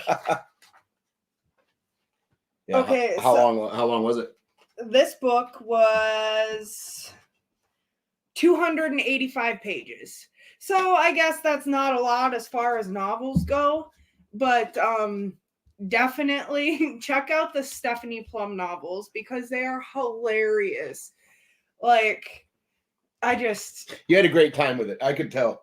Yeah. Most definitely. Well, and that's how he knows if I'm like talking to the book or laughing or crying, and then he knows that it was a good Or book. she'll stop and go, if we didn't have a podcast, I have to tell you this, but I have to wait. I have to wait. Now there's like I have to be really careful about picking and choosing what books I talk to him about outside of the podcast. Because, I mean, part of the fun for me is like, in a book like this, you heard me laugh, but you didn't really know what I was laughing at. Not at all. So if you have no idea what was going on in the book, it's more fun for me to explain it to you. Well, it's always a good time when we go for those long car rides and we would do it and stuff. Right. But usually I have way more to work on, man. That mermaids book was just damn two people on a beach. Yeah. And I knew it wasn't about mermaids. Yeah. I knew that. But okay, so the MCU, man. Disney Plus has done it to us again, and they released a freaking show that boggles the mind. What I mean by that is Loki. Loki is fantastic. I really love the MCU. I think that they took Marvel and they did marvelous things. Starting off with Iron Man was great. When you get into Thor, I really like the Loki character. Thor was a little pompous. He gets rejected, out of Asgard by his pops, Odin. And you just, I'm not going to go into detail on every single damn movie, but Loki's character arc is a fantastic one. He's the god of mischief, but as it's stated in the first Loki episode, not a lot of mischief going on, man. You hurt people. You're mean. He tried to literally take over Earth in the first Avengers film, which made them all band together and take him out. And arrest him. Thor 2, he gets brought back to Asgard and he's going to be imprisoned, and he messes around and he gets his damn mother killed. He's always trying to backstab people. He can't, the person he lies to the most is himself. But when it comes down to it, deep down he is mischievous. He's not bad. But it's just kind of the course he was on. Now, when you get into Endgame and what was the one? Infinity War. When you get to Infinity War and Endgame, a lot has transpired and taken place. In Thor 3, he befriends Thor on a brother-to-brother level, and they lose Asgard. They save some of their people, and they really come together. Well, in the beginning of Infinity War, the ship that they leave Asgard on gets under attack by Thanos. Thanos appears, he whoops everybody's ass, he almost kills Thor, and he does end up killing Loki. Loki tried to kill Thanos. In my opinion, he was trying to kill Thanos, and he ended up dying. That character is dead. Then the snap happened. Thanos got all the gauntlet pieces on his gauntlet, or the Infinity Stones. He snapped his fingers. Everybody disappeared. So Infinity War, in my mind, is the better movie. I really love Endgame. I really do, because it does explain and get you to the end of the story, so to speak. But Infinity War left us in a very special place, to where you watch this whole grand adventure take place, and then your heroes lose. It's almost like Empire Strikes Back. If you were a little kid and you saw Luke blow up the Death Star and then you went back a few years later and you saw Luke lose, and not only lose, he lost a hand, like to his own father. Oh, what are they going to do now? How are they going to come back from this? That's what Infinity War did for me in the theater. So that movie right there is a 9.8 out of 10 for me. It really was. It was like almost a masterpiece in my mind, the Infinity War. And then we get to Endgame, and Endgame immediately starts by pissing me off. And what I mean by that is it's never explained, but a little tiny rat starts the process of getting Ant-Man out of the atomic world, wherever he was. and it starts this process of them, the subatomic level. yeah, trying to figure out time travel and try to get these stones and try to stop Thanos. Anyway, this whole adventure takes place, and all of these. Let's see here. Oh, hey, David, how you doing? Thank you for stopping on by. Oh, yeah. So at the end of Endgame, they have to confront Thanos, and they do this time travel bit. Now, time travel movies are very special to me. I really love them because me and her can talk about them for days after watching them because, hey, it's freaking time travel, man. Anything can happen, really. And it's really interesting when you get like doppelgangers, you're time traveling to a period where you are, and it's a you from the past, and like Back to the Future, don't communicate with yourself, don't touch nothing, don't change nothing. See, now when I'm watching movies, a lot of times I'm not like watch it for the deeper meaning. I watch movies to shut my brain off. So like those deep-seated messages, unless it's like, yeah, I don't like, Well, we got you did pick up on the racist undertones and some of the other stuff in Harlem Nights, even though that wasn't beating you over the head with an oar with it. Right. It was really, really cool. Go ahead. So that's all I was gonna say really is I like to watch movies to just kind of like power my brain down. Yeah.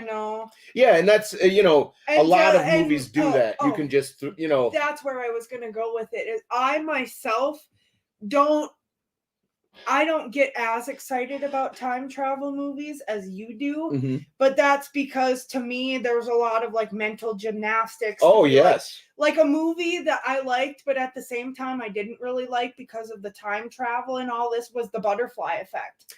The Butterfly Effect was a little hard to understand. Definitely. Right. I love that movie. And when I watched that movie, I was 14. You should watch it again because The Butterfly Effect is a pretty good time travel movie. But I prefer movies like, I don't know, 12 Monkeys. Time travel that just doesn't make sense. Like, you spend most of the movie trying to figure out what in the fuck is happening. That's the type of movie that I prefer. But what's that movie, that romantic love story with time travel that you did like? Oh, About Time. About Time. Okay, I did really like that, but it wasn't okay.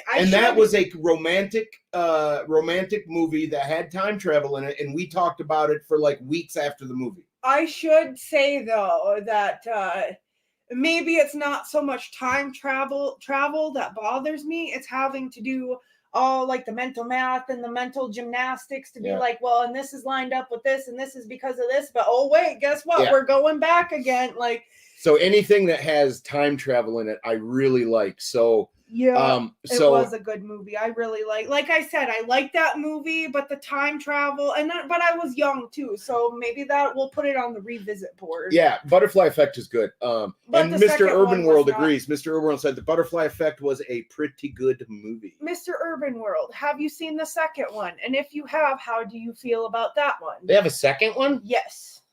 All right, now we have to rewatch them because I didn't know there was a second.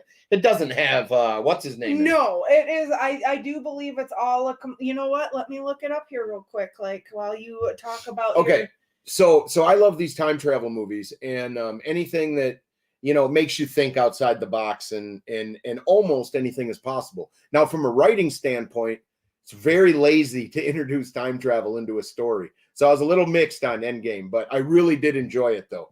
Except it was insulting to me that a rat started the goddamn journey of everybody coming back. But anyway, so in the Endgame, they struggled to take Thanos out, and they end up doing that.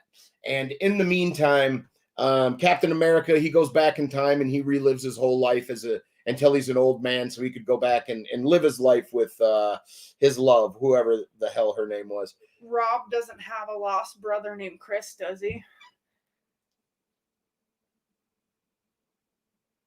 No, that was weird. But yeah, you know what? I sorry, I don't know anybody in the second one. There's nobody from the original cast. Yeah, I don't know. Maybe that one would suck then. I'm not sure. Yeah. I really liked the first one, The Butterfly Effect. Came out in 2006. was a long time ago. It must have been Wow. straight to DVD or something. I bet you're right, Yeah, Mr. Urban World. I think so, because I think I ended up back when video rental stores were still a thing. So Endgame ends, and Captain America, he goes back in time to live with because he was. It's a long story. There's so much stuff to these movies. Captain America was frozen in ice. He woke up like a millennia later, decades later. And anyway, he was on ice for a while. So he goes back in time to relive his life, or to live his life with his wife, or his lover, whatever.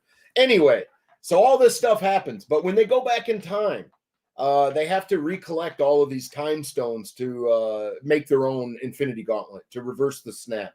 And when they do, they go back to the first attack on New York that they captured Loki. So while Loki is being transported, he encounters the time traveling versions of the Avengers, and he ends up escaping.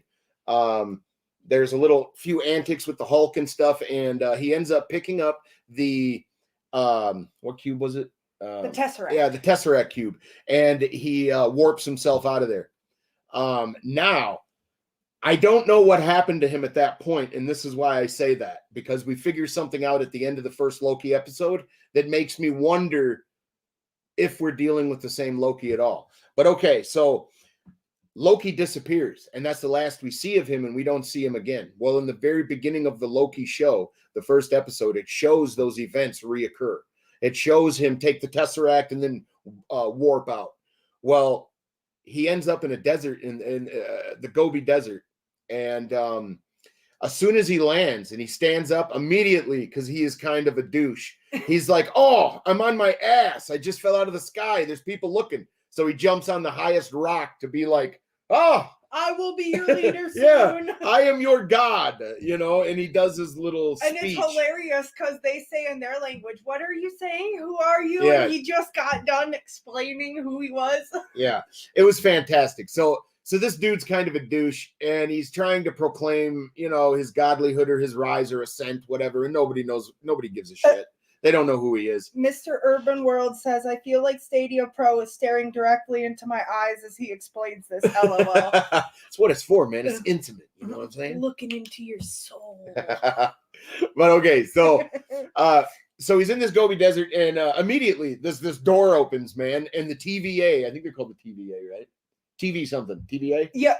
Time Variant Association. Authority. Yes, TVA. Yeah, TVA. So this door opens up, and these like Keystone cops kind of come through, and they're like looking around, and they're determining, things on graphs and gauges, and trying to figure out, like, they say there's a variant, and we need to find him, and you don't even know what that shit means.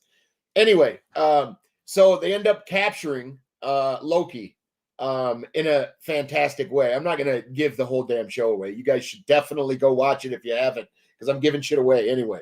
But they capture him in a spectacular fashion, and the rules and the laws of the place they take him are fucking phenomenal, man. What, he keeps trying to use his powers? Yeah, he tries to use his power. So he's basically going to jail. He's going to frickin' time travel jail, so to speak. The TVA are like Keystone cops that are tracking down people that are outside of their timeline. So what they explained in Avengers Endgame was this, that if you take an Infinity Stone and you do something you're not supposed to, or something happens that's not supposed to happen, it breaks off into another timeline. And then there's branches with all these different timelines. And all these branches. War, pretty basically. Yes. And these TVA people have like things that they have meters on them that say when these branches are going to occur and if they're going to start branching off again. So like they got to go back and like stop them before the branch gets. So they have these little canisters that they charge up and stick on the ground, and it resets time after they've collected one of these variants. So you see Loki, and he gets arrested, and they go to usher him through, and you don't quite see if they kill everyone in the damn world, because this is an alternate timeline that should not exist. These things shouldn't be happening. So as he's being brought through the gate, they put one of those resets down, and it looks like the whole world is getting snapped, kind of. As he goes through, it doesn't show you. So they literally could be like wiping out whole universes whenever they go to do this. But what's not explained are where these variants came from. We know where that variant came from, Loki. He came from the universe of the Avengers, and he stepped out of that universe when he used the Tesseract to escape. But obviously, there are more variants in other places with other means figuring out how to jump in and out of the time stream. Absolutely. What basically they explain in like a cartoon form, almost like Jurassic Park, how they do it there, is that at any point you can become a time variant without even knowing it. You could take the wrong turn on the way to work, or stumble into something you shouldn't have stumbled into. Like, correct. It happens. And then the TVA, you will stand trial. And what they explain is that there's three, Loki calls them lizard overlords. I don't know why he called them that. But Mr. Urban World says, that's the problem with time traveling. If you return to the past, it's not the original. So when you return to the present, it's not your original. He goes, no, my brain hurts. Absolutely, man. But that's what I love about that shit, though. I love that stuff. There's all these little shorts on YouTube about time travel that is amazing. I know you mentioned that you may have checked some of those out, but I love those things, man. Time travel is so amazing to me. But it's also a very like lazy writing technique. It's time travel. It just did it. It happened. Maybe not so much lazy, unless it's obvious it's being used for lazy purposes. Because there are well-written time travel movies, and then there are other movies that are like, throw time travel. Do you think that Endgame required time travel? I don't. That's why it's not as good as the first one to me, as Infinity War, in my opinion. I don't think they needed the time travel to deal with Thanos. Really, I don't think they did.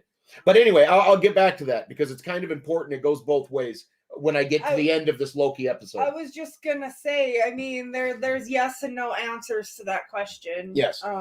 So while Loki is in there, he figures out that he's going to be put on trial, kind of, and it's kind of a mock trial. It's really not. Take a ticket. Yeah. That was fucking funny. So anyway, he ends up before this judge or this magistrate who's going to tell him what his crimes and ask him how he pleads. And of course, he's Loki. Well, I am guilty of being a god and, all this stuff. Anyway, he tries to use his powers. Everybody's giggling because he can't. Mr. Urban World says, now I'm thinking about the Terminator. Just realized the John Connor he's coming to save isn't the original. Correct. Jeez, never thought of that. Correct, man. You are fucking on fire, dude. Because you're absolutely correct, man. That John Connor could not have existed until the dude was sent back. So yes, that is a different John. Did you make me watch the original Terminator after we watched the new one, or is that also on the list? I don't think you made me watch the original one. No, I didn't, because I told you it was very violent. It's a horror movie. It is not a sci-fi fantasy. There's sci-fi elements, but the first Terminator is a horror movie. Yeah. Arnold Schwarzenegger literally just Wipes guns. everyone. Yeah, he just guns people down. No, I just couldn't. I don't. We need to put it on the list just because I have this thing. Like, if I've seen a movie, like I should probably watch. Like, the first Terminator movie I've ever seen was the new one they just released. So there's a couple other ones. What's the name of that actor that I'm about to bring into the show? Owen Wilson? Yes, Owen Wilson. Okay.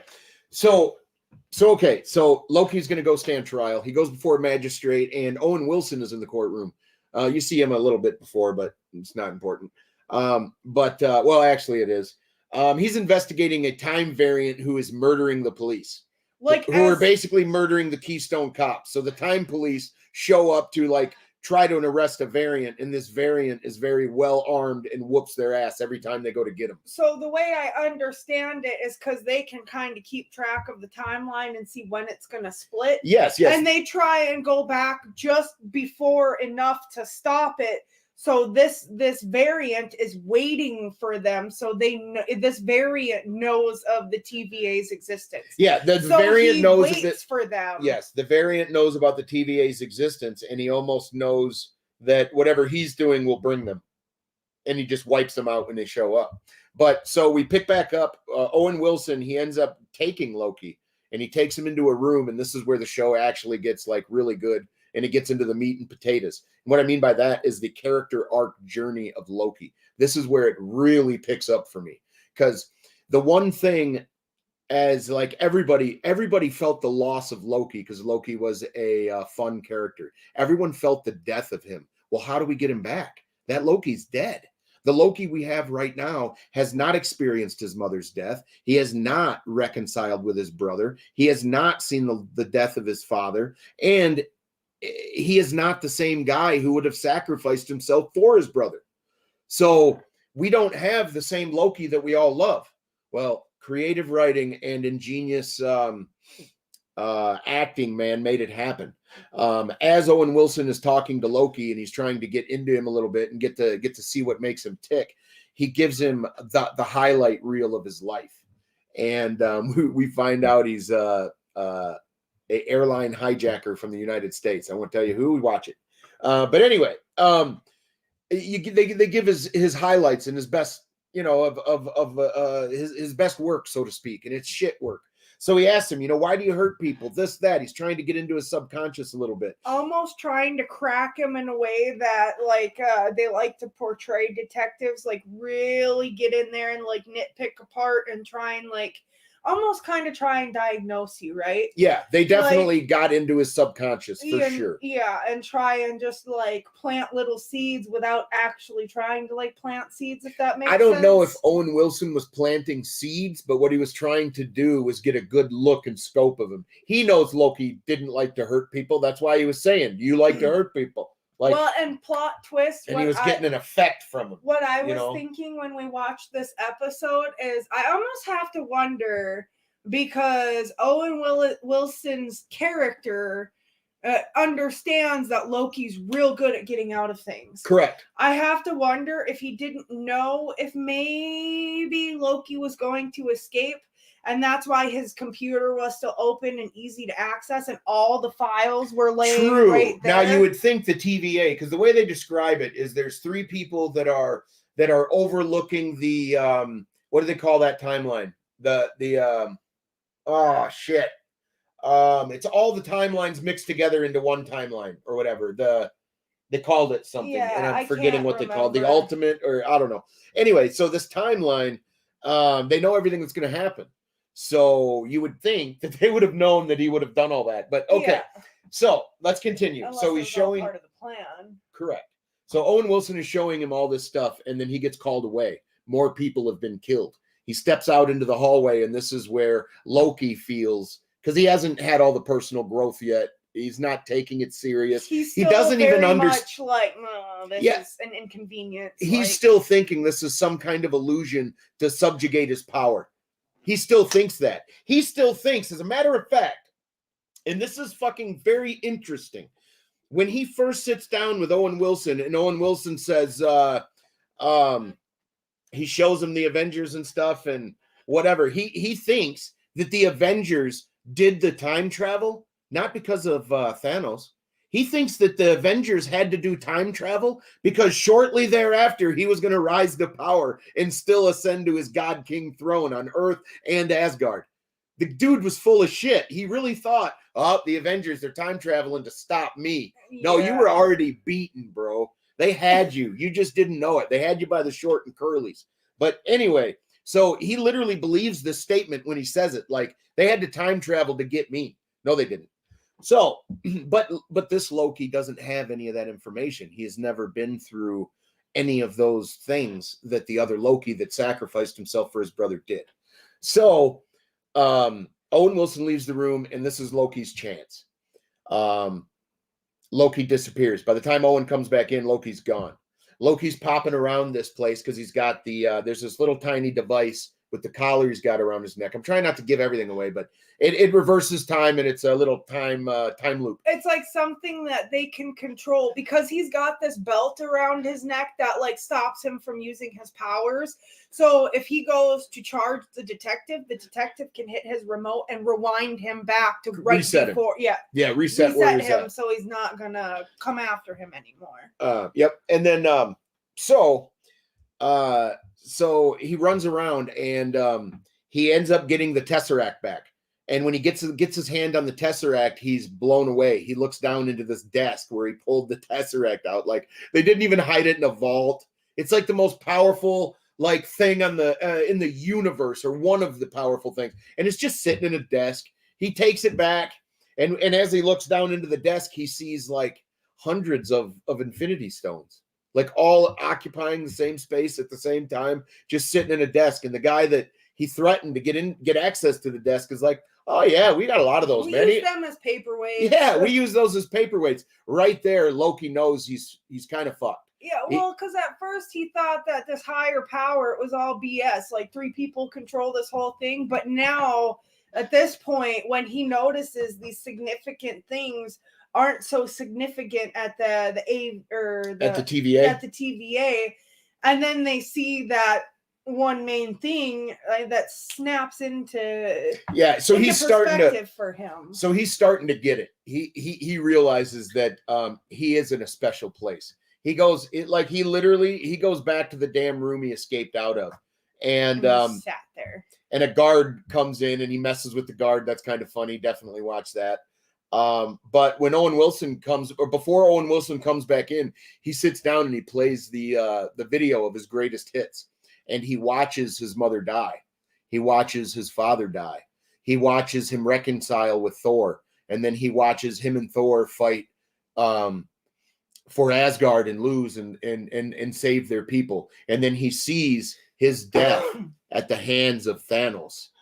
And it breaks him a little bit. And what I mean by breaking him a little bit is it broke through the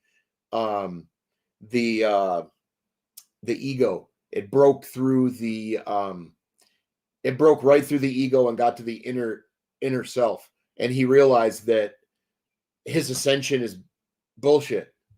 Like, and the way that the TVA officer, Owen Wilson, explained it to him is like, you played your part perfectly. You were supposed to be that guy. And then he brings up something that's significant. He says, he tries to, while he's being charged, he tries to say it's the Avengers' fault. They're going through time. You should go after them, which is very interesting because that's true. They did time travel, but the TVA said, no, that was supposed to happen, which is very, very interesting. So like they endorsed the Avengers time traveling. Incredible. But they didn't endorse Loki getting away. It's very strange. Okay. It's very strange, but they leave us with this. They leave you with the thought that, or they tell you that the variant that is killing officers is actually Loki himself. He is another variant. Now, here's my theory, question, maybe thought. Now, might be a future version of Loki. And what I mean by that is we saw Loki die at the hands of Thor. Thanos. Sorry. Thank you. Mm-hmm. We saw him die at the hands of Thanos. But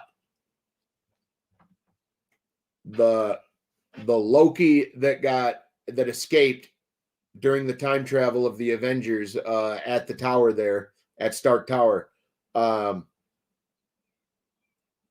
that's the Loki that is in this room talking to Owen Wilson. I'm guessing that it's possible the Loki that died by Thanos didn't die. That Loki knew about the TVA, and he is trying to take out the TVA, in my opinion. Or he's just another variant. But where would that variant have came from? He's fucking dead in the timeline. Where would the variant come from? So I'm guessing maybe he didn't die when he was with Thanos. And we saw what he wanted us to see. And he was doing that to get off the radar of everyone, which we've seen, him do before. Like in Thor 2, he pretended to die. He is the master of escaping pretty extraordinary circumstances. Absolutely. So what variant is he then?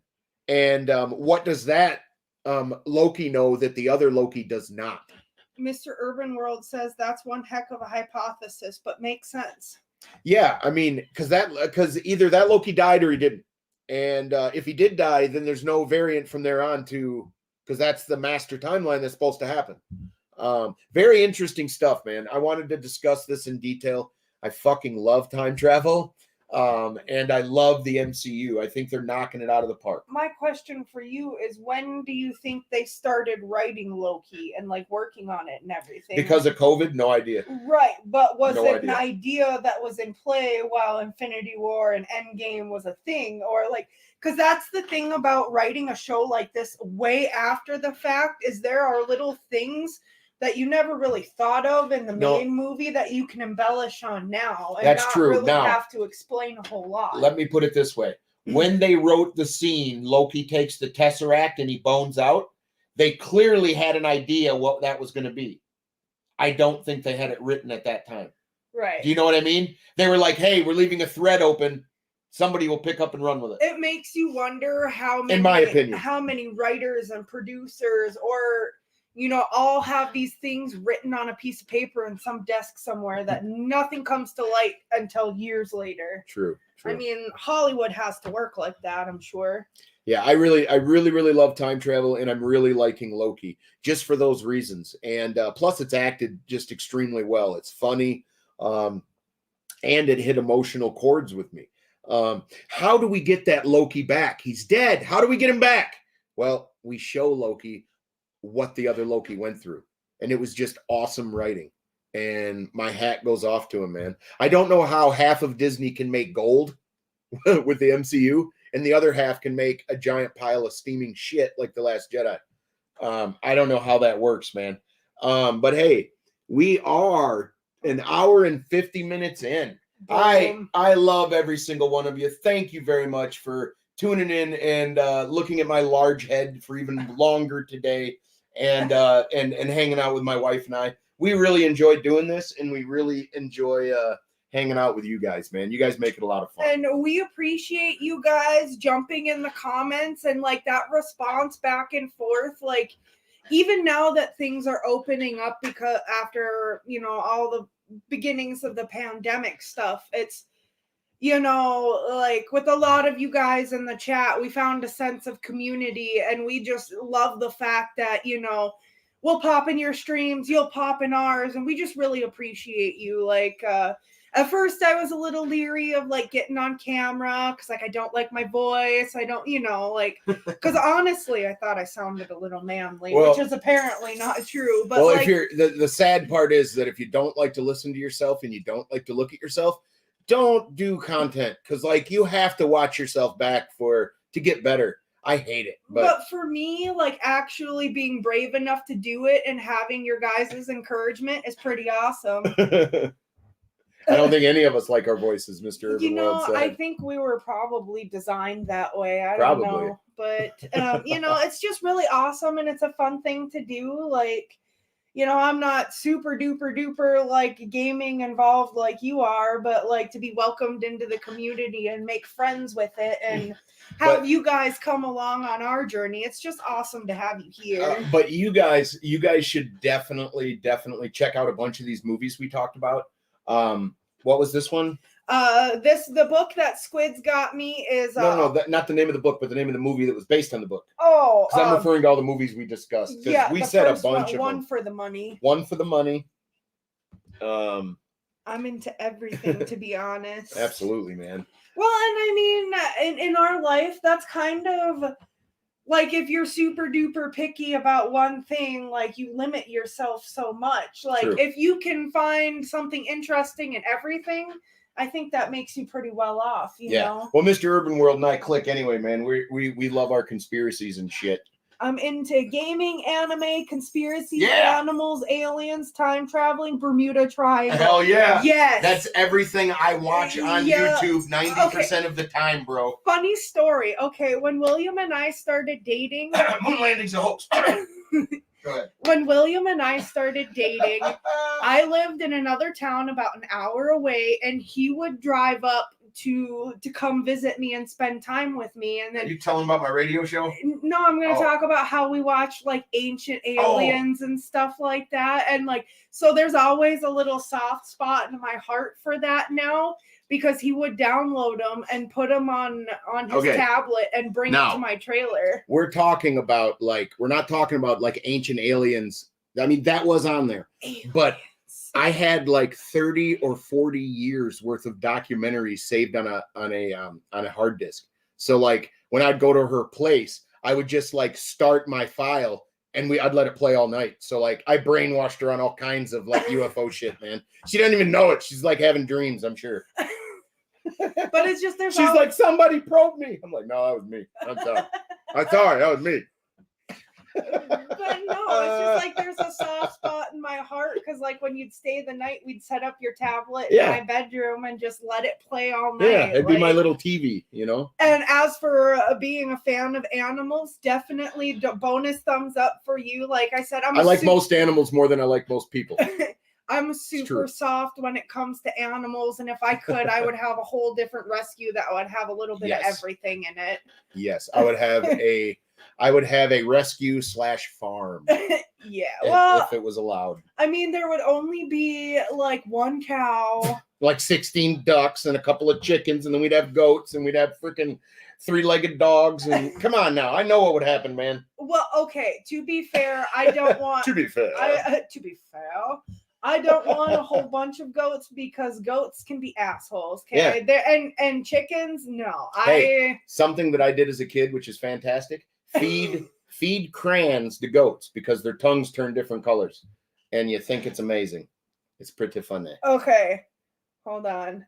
He said, funny you mentioned the moon landing. My aunt told me about her coworkers that got into an argument about the moon landing and they had to break up a fist fight. Wow. Exactly, though. Now that is some propaganda programming right there. I want to cut in real quick, though, and say that I've been in a similar situation like this at my job because I very clearly think it was all fake, but the person that I was talking to... Come on, man. What they went to the moon in looks like a fucking meth shack.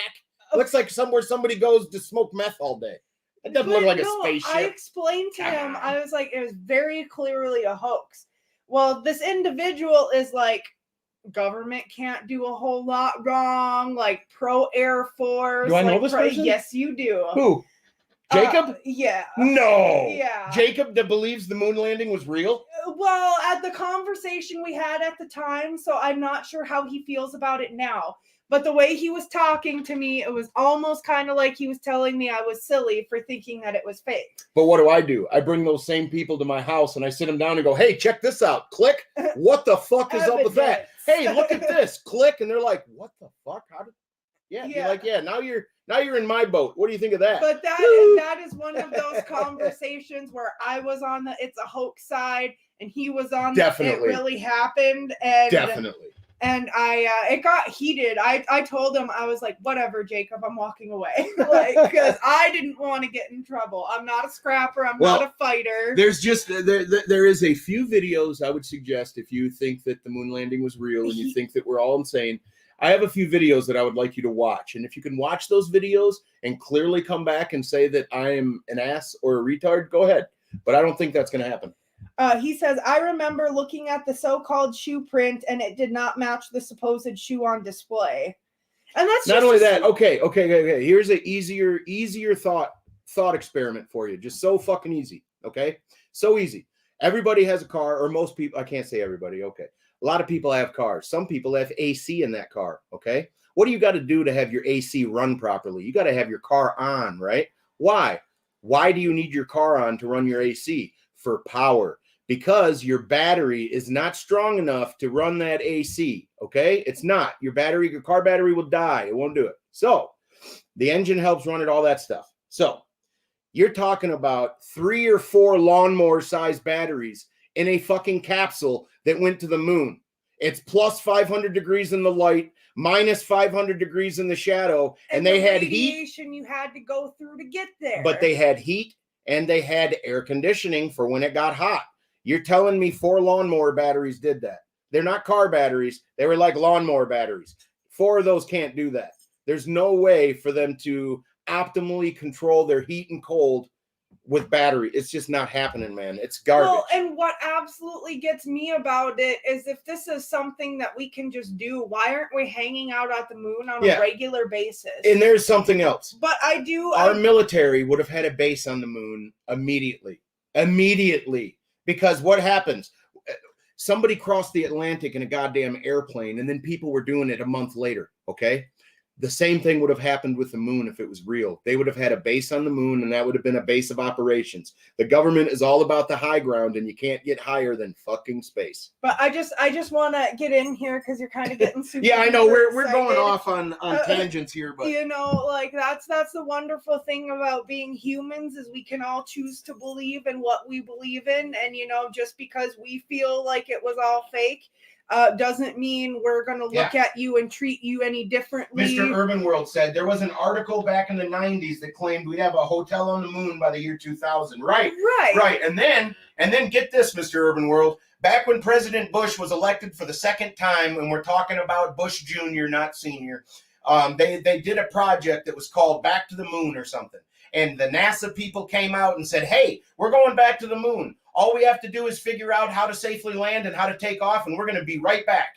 And they said that on TV. And I'm thinking, holy shit. Well, and didn't they say they have to figure out how to get through that radiation belt too? No, that was a different video. Oh. But NASA did. Let me come back on camera for a minute. Trying to end the stream. Okay, so NASA, they produced a video for the Orion spacecraft. And if you go watch that video, and it is actually released by NASA, go watch the Orion video by NASA, and there's a NASA scientist that discusses about the Orion spacecraft and how it's shielded for the Van Allen radiation belts. And what we have to do is send this ship through the Van Allen radiation belts to test the shielding before we send people through that region of space. Now, fuck you. We did it multiple times, right? No, we didn't. I'm sorry, man. If somebody is hung up on the moon landing, man, I can talk for hours to get them to think differently, because that is like some severe propaganda. Russia would have been to the moon next, followed by China. It just would have happened. It would have happened. But hey, I love you guys. I am going to go over there and shut the stream down. My wife is going to send you guys all off and give you any information going into the future. But I love you guys, man. All right, and I just want to throw this out there and reiterate, we're all adults here and we're allowed to have our own opinions and we can discuss about them freely. And, you know, just because we believe one thing and you might believe another doesn't mean that we don't respect or value you. Look it up. It's the Orion spacecraft, dude. Look it up, dude. You'll shit your pants when he says, before sending humans through this region of space, we have to do more research and make sure the shielding's good.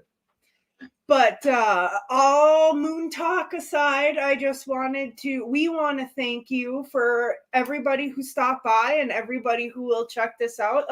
We greatly appreciate it. Like I said, we have a phenomenal blast doing this, and it's awesome to have you guys in the chat and counteract, you know. And I just want to say, you know, it's summertime, so stay hydrated. Take your meds, be kind to people, and just let's try and make the world a better place than where we found it. You can do it. We can do it if we all just work together. And I hope you have a fabulous night. Stay safe, stay well, and stay epic. Love you guys. Take care.